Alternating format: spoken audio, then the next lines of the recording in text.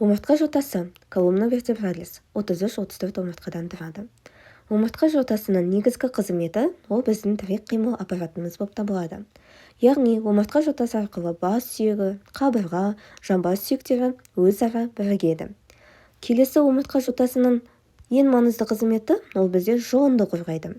Яғни жұлыннан шығатын нерв талшықтары осы омыртқа жотасы арқылы өтеді екен. Омыртқа жотасының өзі негізгі 5 бөлімі бар: мойын, кеуде, бел, сегізгөш және құйымшақ.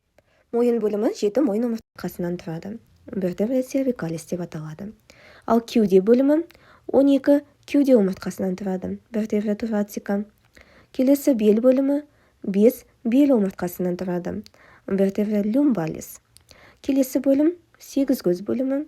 Яғни бұл жерде көріп тұрғандай біріккен 5 сегізгөз омыртқасынан тұрады. Вертебра sacralis. Ал сегізгөз сүйегінің өзі ос sacrum деп аталады. Келесі бізде құйымшақ бөлімі 3-4 құйымшақ омыртқасынан тұрады. Вертебра coccygia деп аталады. Омыртқа жотасының сүйектерін, яғни омыртқаларды біз 2 бөлімге бөлеміз: шынайы және жалған омыртқалар.